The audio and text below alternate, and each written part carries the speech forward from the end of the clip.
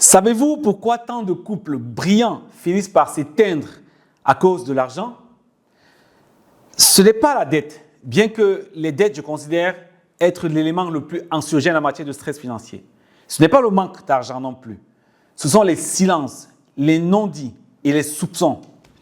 Bonjour, je suis Olivier Dadieu, ex-DG de banque, auteur de Vivre libre, passionné et heureux et fondateur de l'Académie de la sérénité financière. En plus, je suis marié depuis 20 ans, depuis plus de 20 ans, j'allais dire. Dans cette vidéo, je vais vous montrer pourquoi l'argent est devenu un champ de bataille dans de nombreux couples aujourd'hui et surtout, comment éviter que cela n'arrive chez vous. Donc, asseyez-vous confortablement.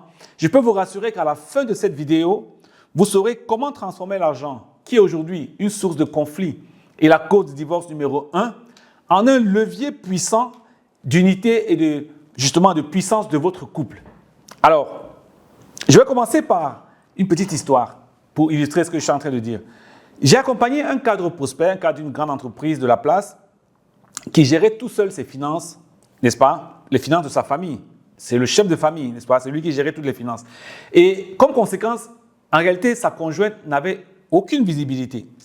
Parfois, il était surpris de sortir le matin, ils n'ont pas de problème, et quand il revient le soir, la conjointe qui était calme le matin se sent subitement inquiétée, il la voit inquiète, il sent qu'il y a quelque chose qui n'a pas marché. Alors, il se passait bien plus tard, on va le savoir, que dans la journée, c'était soit parce qu'elle avait eu un contact avec une information sur les réseaux sociaux qui faisait état d'une infidélité d'un homme quelconque qu'elle ne savait pas, ou bien une discussion avec une de ses amis. Alors, résultat des courses, cette situation-là, qui parfois vient de loin, de simple fait qu'elle a observé à distance, créait de la suspicion, des tensions et des disputes inutiles dans le couple. Et ils ne comprenaient pas pourquoi, tous les deux. Et à un moment donné, la femme arrivait même à penser que, mais s'il n'arrive pas à me dire exactement comment fonctionnent les finances de la famille, s'il n'arrive pas à tout me dire, c'est peut-être parce qu'il a une autre vie à l'extérieur. Est-ce qu'il n'a pas peut-être une autre maîtresse quelque part? Est-ce qu'il n'a pas une double vie en réalité? Elle se disait, mais elle le disait en cœur sans jamais clairement le lui dire, n'est-ce pas? Mais ça se traduisait simplement par des disputes. Et lui, de son côté, il avait toujours pensé être le chef de famille qui luttait pour aller ramener tout à la maison. Il ramenait suffisamment et pour lui, il était le protecteur qui allait pourvoir et qui allait protéger sa famille. Donc, il vivait dans une belle maison, ils avaient un compte bancaire bien fourni et malheureusement, à côté de tout ça, la confiance, n'est-ce pas, la confiance dans le couple était au plus bas. Elle était en réalité en lambeaux, c'était juste maintenu artificiellement debout parce qu'on n'allait pas plus loin pour crever l'abcès.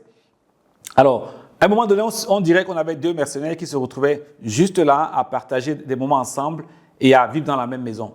Mais cette complicité réelle-là n'était plus présente, n'était pas du tout présente en réalité.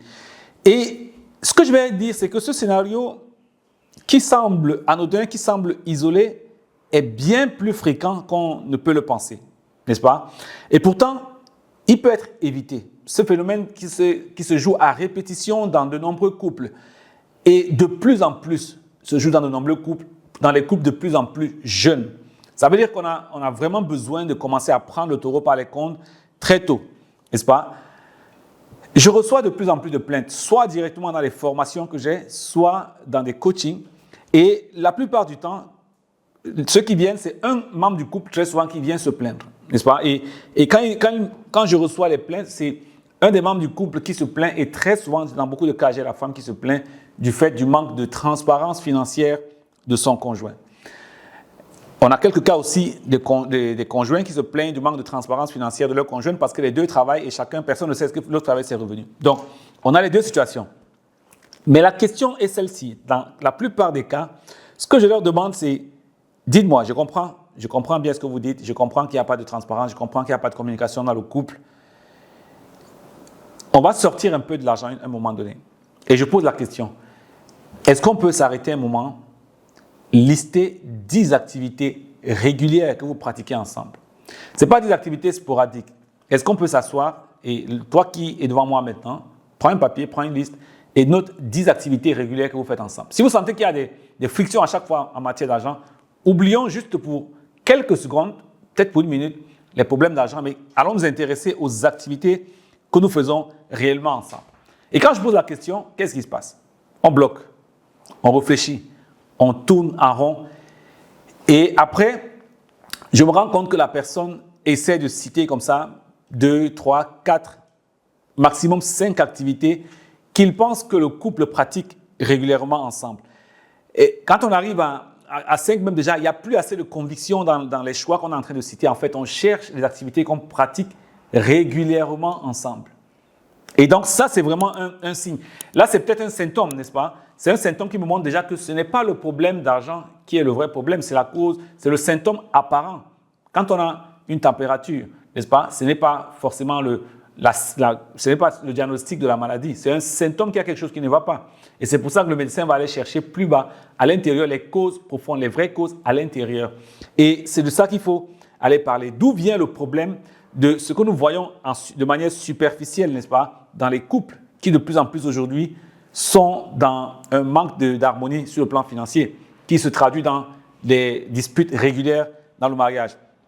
Alors la question fondamentale, c'est pourquoi plusieurs hommes africains évitent de parler d'argent?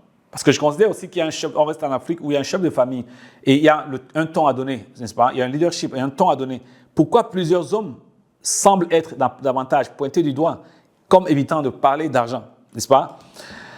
Eh bien, beaucoup d'hommes, surtout en Afrique, ont, depuis la nuit des temps, considéré que l'argent, c'est un peu comme le chasse gardée. Vous savez, quand on vivait encore à l'époque très ancienne où on habitait dans les campements et les villages, l'homme sortait très souvent de ce campement du village, hein, il allait chasser, n'est-ce pas? Il prenait des risques, il allait mettre des pièges, tuer un gibier et le ramener à la maison. C'était à la fois le protecteur, c'était le pourvoyeur, le principal pourvoyeur de tout ce qu'allait consommer la famille. Donc, c'est resté un peu dans notre état d'esprit, dans notre subconscient collectif, ce rôle de l'homme qui est un peu dans sa chasse gardée, n'est-ce pas? Et c'est plus compliqué. C'est compliqué de rester avec cet état d'esprit de l'homme qui a la chasse gardée. Pourquoi? Parce que l'homme croit à ce moment-là que quand il essaye d'aller vers plus de transparence, ça veut dire perdre son autonomie en réalité. Il va vers plus de transparence, ça veut dire que cette chasse gardée-là, il abandonne une partie de ce qui fait sa souveraineté, n'est-ce pas? Et dans plusieurs cultures africaines, quand l'homme perd cette place de pourvoyeur, les conséquences sont vraiment importantes. Et on ne veut pas arriver à ce niveau-là. Et d'ailleurs, j'ai eu plusieurs fois dans les formations en éducation financière, des participants me dire, écoutez, dans ma culture, et moi aussi je le vis, hein, moi je l'ai vécu dans ma culture, mais dans plusieurs cultures africaines, les oncles et les parents considèrent que pour un homme, parler de ses revenus à sa conjointe est un signe de faiblesse et même considéré comme un déshonneur pour le fils, n'est-ce pas? Et cette tendance-là est confirmée à plusieurs reprises. Je le dis parce que si c'était un cas isolé, j'allais dire peut-être que les mentalités ont évolué, mais de plus en plus, même avec la jeune génération, ça reste très présent. Je vois beaucoup d'hommes qui me disent non, je ne peux pas parler de. Il y en a qui m'ont dit qu'ils préfèrent carrément se faire arracher une dent que de parler de leurs revenus à leur conjoint. Alors, moi, parfois, ça me fait sourire parce que les situations sont différentes. Mon histoire, c'est quoi? Mon épouse et moi, nous avons démarré, on s'est rencontrés dans une banque. Et alors, en tant qu'employé de banque, ce n'est pas comme aujourd'hui. Tout le monde avait accès justement à pouvoir consulter les comptes bancaires de tout le monde. Aujourd'hui, on a quand même mis des restrictions, mais avant, c'était possible. Ça veut dire que j'étais capable d'aller consulter son solde pour voir combien il gagnait. Elle était capable de consulter mon compte pour voir combien je gagnais, même si personne de nous n'a jamais senti le besoin de le faire. Mais ça veut dire que nous, on savait que c'était une donne déjà, que la personne pouvait. Ça veut dire que, par hypothèse, on s'était déjà dit qu'il faut avoir un minimum de transparence en avançant, n'est-ce pas? Mais je comprends la situation et ce qui est évoqué par beaucoup d'hommes avec qui je parle. Donc, il y a ce côté de rôle de chef de famille, il y a ce côté de l'ego, n'est-ce pas, de l'homme qui a son super pouvoir, chef de famille, et il y a la peur du jugement, qui sont deux éléments importants qui, à tort ou à raison, peuvent renforcer en fait le silence des hommes en matière d'argent. Et ça, je comprends. Quand on sait d'où on vient, on peut davantage comprendre la situation où on se trouve. Mais tout cela n'empêche pas les conséquences réelles de cette situation-là dans nos vies actuellement. Il y a des divorces qu'on pourrait éviter si on arrive à comprendre comment ces problèmes-là, qui ont peut-être été mieux maîtrisés à un moment donné, sont en train de moins en moins être maîtrisés par les couples aujourd'hui. On voit que les conversations sur l'argent arrivent souvent dans quelles conditions? Ça arrive souvent sous tension, n'est-ce pas, dans le feu d'une dispute. On commence à parler d'argent quand on est en train d'élever la voix, quand on est vraiment en train de se crier l'un et l'autre dessus. Ce n'est pas facile, n'est-ce pas? Malheureusement, c'est ce qu'on voit au quotidien. Et ce silence-là ça nourrit le stress, ça nourrit les soupçons, ça nourrit des conflits répétés. Et plusieurs femmes, justement, vont le dire, dans beaucoup de cas, pas forcément parce que ça correspond à la réalité, elles vont le dire dans beaucoup de cas à tort, que s'il cache son argent, c'est que probablement il mène une double vie. Et qu'est-ce qui va empêcher une femme de penser cela? Quand il y a un manque de transparence, elle sera en droit d'aller penser cela. Et malheureusement, ce n'est pas forcément la vérité.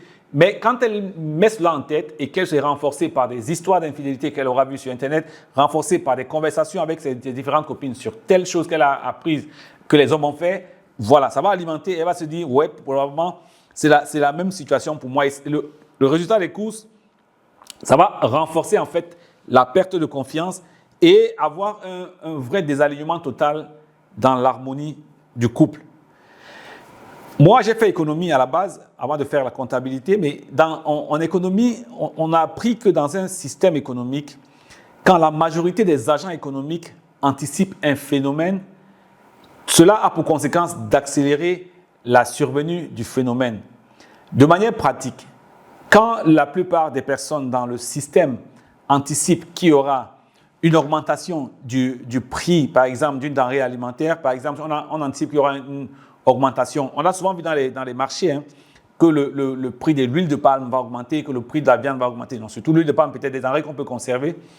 Les gens ont tendance à constituer des stocks. Ça veut dire que tout de suite, on va augmenter la demande, n'est-ce pas, de ce produit-là. Et sur le marché, le commerçant, voyant la demande augmenter, va aussi augmenter ses prix. Quand on ramène ça au couple, qu'est-ce que ça veut dire? Si dans le couple, les deux acteurs, la majorité des acteurs, c'est forcément un ou deux, les deux acteurs anticipent qu'il y a un manque de transparence, un manque de confiance et anticipent que peut-être que c'est la préparation d'un divorce futur, peut-être que la préparation d'une autre vie en dehors de moi, eh bien, on va commencer à agir en conséquence. Et qu'est-ce qui va se passer? On va anticiper tous les deux. La femme va se dire, ce monsieur a une autre vie dehors. L'homme va se dire à un moment donné, je ne comprends pas que la femme soit en train de... Ce qu'on a à chaque fois, j'ai l'impression qu'elle prend pour aller du côté de sa famille. Parfois, c'est vrai, parfois, ce n'est pas fondé. Mais si nous continuons à travailler avec cet état d'esprit, cette hypothèse que l'autre est peut-être en train de faire quelque chose dans notre dos et qu'on anticipe tous les deux une situation de protection, on va en réalité accélérer le divorce qui va arriver à coup sûr.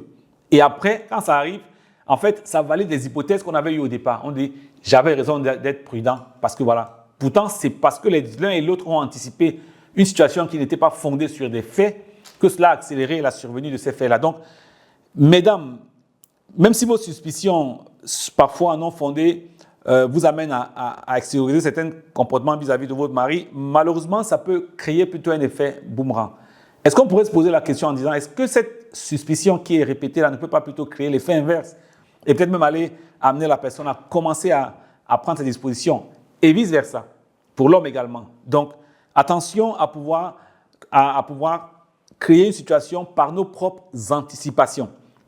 Alors, pour illustrer le cas de l'impact des divorces de plus en plus important aujourd'hui, je vais parler du Canada. Dans la diaspora africaine et particulièrement celle du Canada, je pense que les divorces explosent. Globalement en Occident et en Amérique du Nord, mais en Amérique du Nord particulièrement, je prendrai le cas du Canada. Pourquoi? Parce que les hommes y arrivent après avoir exercé, après avoir eu une carrière professionnelle, une première carrière professionnelle, donc une vie de famille en Afrique. Et pour beaucoup, ils basaient leur autorité sur le pouvoir financier. Si pendant 10 ou 15 ans, vous avez basé votre autorité, votre domination sur votre conjointe, sur votre pouvoir financier, eh bien, on arrive au Canada où on a un système où, pendant la phase de transition, parce que quand ils arrivent, le temps que l'homme essaie de se stabiliser et trouver un autre emploi, quand ils ont des enfants, quand on a des enfants par exemple, le gouvernement, dans plusieurs cas que j'ai vus, arrive à donner des allocations familiales pour pouvoir survivre pendant un petit moment. Et malheureusement, heureusement, ces allocations sont payées dans un compte bancaire où on s'assure que la femme a la signature seule. Imaginez donc, qu'est-ce qui va se passer dans un système comme celui-là? Une femme qui a été mise à l'écart pendant trop longtemps, une femme qui a été soumise parce qu'elle n'avait pas le pouvoir financier, elle se réveille un matin, c'est elle seule qui a le pouvoir financier pendant que l'homme se cherche encore, comme on dit chez nous. Alors à ce moment-là, malheureusement, parfois la revanche est disproportionnée, n'est-ce pas? Et les choses, et ça explose dans le couple. Voilà. Question pour vous les hommes. Est-ce que notre autorité en tant qu'homme ne devrait pas davantage découler d'un véritable leadership? Est-ce que nous devons continuer à faire que notre autorité vis-à-vis de notre conjointe découle de notre pouvoir financier? C'est une grande question que j'invite à réfléchir. J'aimerais bien que vous me donniez vos commentaires de cette vidéo-là. Donc ça, c'est important. J'ai également vu un deuxième cas de figure, n'est-ce pas? Ça, j'ai parlé des divorces et surtout dans la diaspora africaine. Je parle d'un deuxième cas maintenant qui touche à la fois la diaspora, mais également les réalités quotidiennes ici en Afrique. J'ai vu plusieurs personnes qui me disent « Oui, ma femme dépense trop et ma façon de conserver, de mettre un blocage autour des finances, c'est pour en réalité protéger ma famille. » N'est-ce pas? Parce qu'ils me disent, et parfois dans ce contexte-là, on peut sembler comprendre, n'est-ce pas?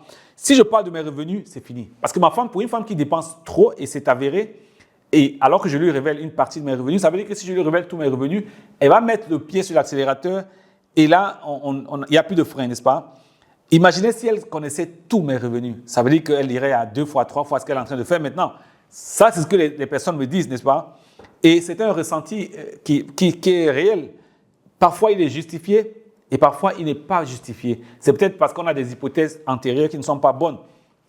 Mais la question que je vais poser, c'est est-ce que cacher l'argent est la solution? Est-ce que l'absence de confiance ne coûte pas beaucoup plus cher que des dépenses mal maîtrisées? C'est une question importante, n'est-ce pas, qui nous invite tous à la réflexion. Et à côté de cela, certains hommes, au-delà du fait qu'ils essaient de contrôler leurs revenus tout seuls, à côté de ça, il y a beaucoup d'hommes que j'ai vus qui croulent sur le poids de l'endettement. Et malheureusement, ils portent ce poids-là en silence. Ils n'en parlent pas parce que comme il est dans son rôle de chef, un chef est fort, un chef n'est pas faible, un chef ne va pas partager avec la femme. Surtout qu'il ne partage pas les revenus, ça va être difficile de partager aussi les dettes qu'il arrive à contracter à l'extérieur quand la situation devient plus compliquée.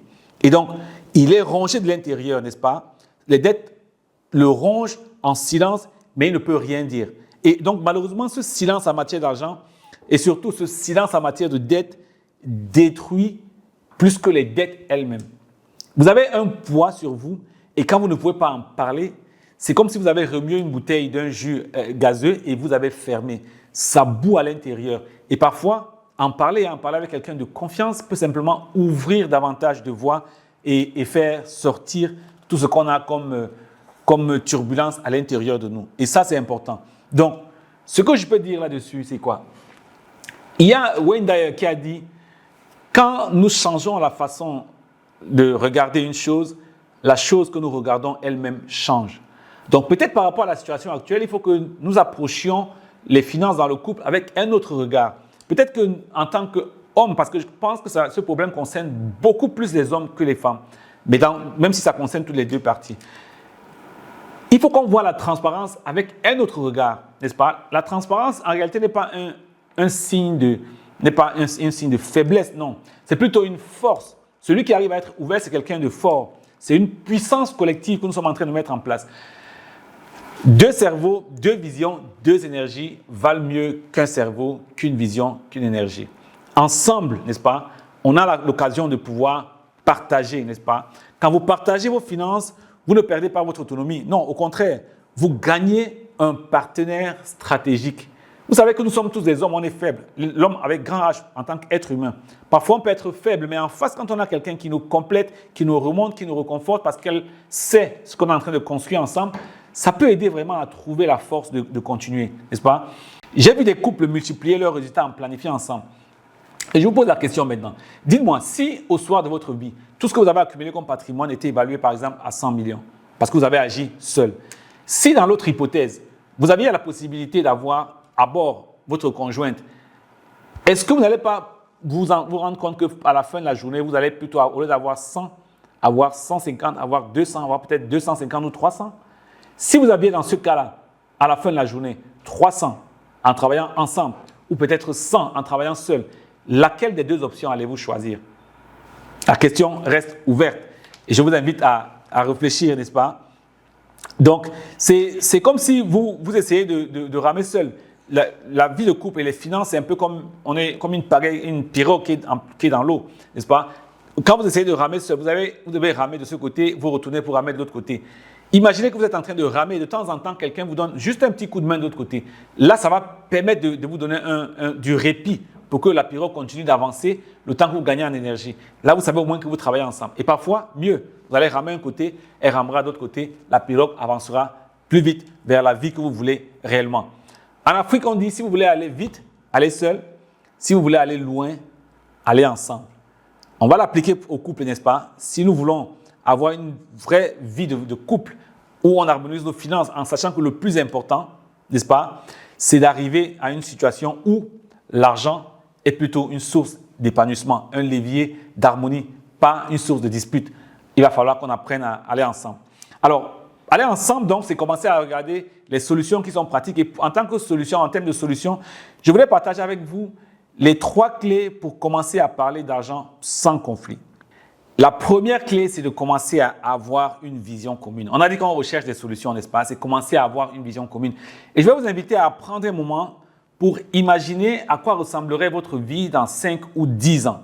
Où voulez-vous vivre? Quel style de vie, quels projets familiaux ou peut-être même entrepreneuriaux voulez-vous avoir mis en place? Et je vais vous inviter à en parler comme si vous étiez dans le futur, n'est-ce pas? Nous sommes maintenant en fin 2025, début 2026. Vous allez peut-être vous projeter dans 10 ans et vous se dire, vous êtes à ce moment-là, dans 5 ou 10 ans, vous avez déjà eu ça qui est réel. Vous allez vous asseoir un moment pour décrire cette vision-là. Cette vision ramène, n'est-ce pas, la discussion financière, non pas dans un cadre conflictuel, mais dans un cadre plutôt positif et motivant pour pouvoir vous amener à vous ouvrir sans contrainte. Alors, allez-y, je sais que beaucoup de personnes vont me dire, oui, on a toujours par le passé, on a du mal, on tire déjà par la queue, et là, tu nous demandes de pouvoir nous projeter dans 5 ou 10 ans. En réalité, il faut qu'on apprenne à se projeter en ignorant complètement, en faisant abstraction des contraintes actuelles. Supposez que vous n'avez pas de contraintes et projetez-vous dans 5 ou 10 ans à quoi ressemblerait votre vie. Seulement, faites cet exercice-là ensemble de commencer à construire la vie que vous voulez, va libérer davantage d'énergie pour vous amener à aller au fond, commencer à travailler. Donc ça, c'est la première, l'étape numéro 1, commencer par une vision commune. L'étape numéro 2 maintenant, c'est introduire un outil neutre. Maintenant que vous avez déjà fixé la vision, vous avez posé les bases, vous avez fixé la vision, l'idée c'est de pouvoir justement avoir un outil neutre, n'est-ce pas, qui ne va pas être conflictuel, qui ne va pas vous juger, qui va vous amener simplement à suivre un canevas préétabli pour pouvoir commencer à traduire cette vision-là de manière pratique. Et je vais vous partager 3 outils. Vous pouvez ensemble décider de commencer à faire un budget familial qui soit aligné avec ce que vous avez projeté comme vision de vie. Vous pouvez vous asseoir et utiliser par exemple notre modèle Medra qui va vous amener à balayer quel est le mindset que vous devez avoir, quel est le niveau d'épargne, quel est le niveau de dette, quel est le niveau de revenus, quel est le niveau d'actifs. Comment est-ce que vous abordez cette question-là sur le plan d'abord psychologique et comment est-ce que vous arrivez vous aborder sur le plan stratégie et sur le plan résultat. Troisièmement, vous pouvez aussi être amené à suivre le parcours Sérénité financière 365. Alors, que ce soit l'un ou l'autre ou le troisième outil, si vous allez sur www.sérénitéfinancière365.com/académie, le lien sera mis, voilà, il est affiché, mais il sera mis aussi dans la description. Vous allez pouvoir trouver ces 3 outils-là que vous pouvez parcourir librement, gratuitement, pour pouvoir avoir un fil conducteur une fois que vous avez défini votre vision. Donc, ça deviendra maintenant vous, en tant que couple, monsieur et madame d'un côté, contre l'outil, n'est-ce pas? Ce sera plus l'un contre l'autre. Ce sera vous contre le tableau qui montre le budget familial. Ce sera vous contre les chiffres qu'on a en face. Ce sera vous contre les objectifs financiers. Vous allez faire bloc pour pouvoir affronter ce côté-là. Ça, c'est la deuxième chose que vous allez faire. Et cet outil devient l'outil neutre qui vient créer l'harmonie, qui vient créer le fil conducteur entre vous. La troisième clé, c'est celle-ci, c'est apprendre à communiquer autrement. Et ce point est très, très important. La communication dans le couple, la communication interpersonnelle d'abord est un gros challenge. Et qui plus est encore dans le couple, n'est-ce pas? Il va falloir qu'on sorte du mode accusateur. Les problèmes arrivent, les disputes éclatent parce que très souvent on est en mode accusateur. On pointe du doigt l'autre, on accuse l'autre. Quand on est dans ce mode où on accuse l'autre, forcément il se sent attaqué, il a envie de réagir, n'est-ce pas? Pour sortir de là, il va falloir apprendre à décrire la situation par les faits, pas parler de manière émotionnelle et de manière seulement descriptive sans pouvoir attacher ça au fait. Parfois, nous exprimons notre opinion simplement de manière vague et de manière directe, dirigée vers l'autre personne, où la personne se sent, ce qui fait en sorte que la personne se sent attaquée et a envie de réagir. Comment faire? Il va falloir davantage parler de voilà la situation, et utiliser le je plutôt que le tu n'as pas. Voilà. Donc, je vais vous montrer un exemple très clair. Par exemple, au lieu de dire tu dépenses toujours trop et tu nous causes toutes les dettes que nous sommes en train d'accumuler, à ce rythme, tu vas nous ruiner. Ça, c'est ce qu'on entend la plupart du temps. Tu dépenses trop, tu prends trop de dettes et tu vas ruiner toute la famille, tu vas nous ruiner tous avec toi. Ça, c'est une façon de faire. Mais c'est la façon la plus conflictuelle. Comment est-ce qu'on peut passer la même idée avec une autre façon de faire? Si je dis par exemple, nos dettes de consommation ont augmenté de 50% en 12 mois. Je ressens maintenant, je ressens de l'inquiétude quant à notre avenir et à notre sécurité financière. J'aimerais qu'on réfléchisse ensemble à des solutions pour mieux maîtriser nos dépenses et avancer sereinement. J'ai passé le même message, mais différemment. Si je prends la première situation et la deuxième, dans laquelle pensez-vous qu'on va avoir directement après une dispute? Laquelle est la plus susceptible de déclencher une dispute quand on a fini de le dire à son conjoint? La première ou la deuxième? Mettez en commentaire 1 ou 2. Là, on va voir automatiquement. Alors, je vais vous inviter maintenant à faire un exercice simple, n'est-ce pas? Chaque conjoint, chacun d'entre vous, monsieur et madame, je vais vous inviter déjà à regarder la vidéo ensemble. Si vous la regardez seul, invitez votre conjoint également à regarder la vidéo avec vous et prenez le temps de fixer chacun de vous un objectif de vie à 10 ans. Vous dites, OK, vous prenez un morceau de papier, vous allez écrire 2 choses. La première, c'est quel est votre principal objectif financier à 10 ans? Et la deuxième chose à écrire, c'est quelle est votre plus grande peur financière? Monsieur le fait de son côté, madame le fait de son côté, et ensemble, on remet tout sur la table pour échanger, chacun présente son point de vue, et on discute de manière ouverte par rapport à ça, sans jugement. Voilà, je vous invite à faire cet exercice-là. Ça commencera à planter le décor vers une amélioration de la communication tout court et de la communication financière dans le couple.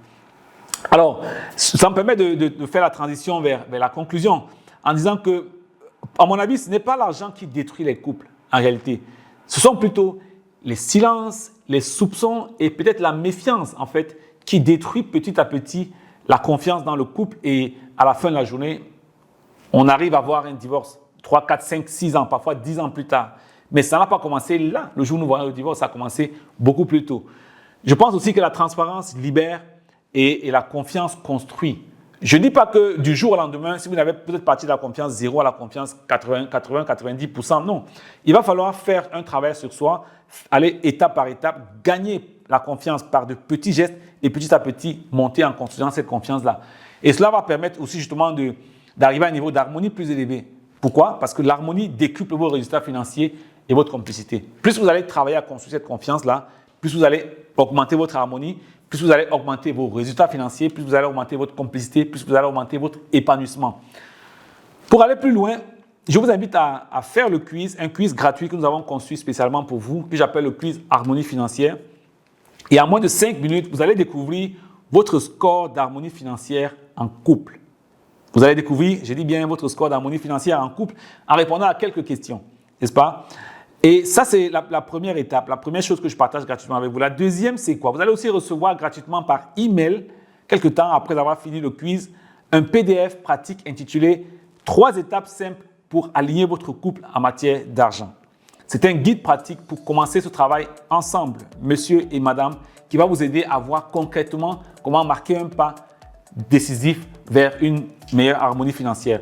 Comprenez que votre couple, n'est-ce pas? Ensuite, quand vous allez pouvoir faire ce travail-là, vous allez pouvoir avoir une meilleure visibilité sur votre couple. Pour ceux qui vont aller assez vite, je vais réserver quelques places simplement. Pour ceux qui iront assez vite, en fonction de votre promptitude à passer à l'action, nous pourrons échanger lors d'une session gratuite. Je vais offrir quelques sessions gratuites que vous allez recevoir pour ceux qui vont aller vraiment vite pour voir comment vous aider à avancer encore plus rapidement vers un couple uni pour une famille épanouie. Alors, comprenez que votre couple, c'est votre première entreprise. N'allez pas privilégier votre travail et votre entreprise plus que votre couple. On a besoin de tout cela ensemble. Soit il devient une cage, cette entreprise-là, soit votre couple devient une cage de stress, soit il devient un tremplin de liberté, n'est-ce pas? On vit pour être libre. C'est pour ça que je parle toujours de philosophie de vie, vivre libre, passionné et heureux. Mais le choix vous appartient. Allez-vous faire de votre couple une cage à stress ou un levier de liberté? Vous avez le choix, monsieur et madame. Si vous avez aimé cette vidéo, je vous invite à la liker, à la commenter, à partager. Je répondrai personnellement à chaque commentaire que vous allez mettre, n'est-ce pas? Et surtout, partagez cette vidéo avec un proche ou un couple ami que vous voulez voir réussir. peut-être en le faisant, vous allez aider à prévenir un futur divorce, un divorce qui est en train de couver déjà maintenant. Donc, allez-y. N'oubliez pas également de vous abonner et d'activer la cloche de notification pour être prévenu lors de la diffusion de nos nouveaux contenus. Maintenant, allez dans la description ci-dessous, cliquez sur le lien pour profiter de ces deux précieuses ressources maintenant. Le quiz Harmonie financière et le PDF 3 étapes simples pour aligner votre couple en matière d'argent. À votre sérénité et à très bientôt. Merci.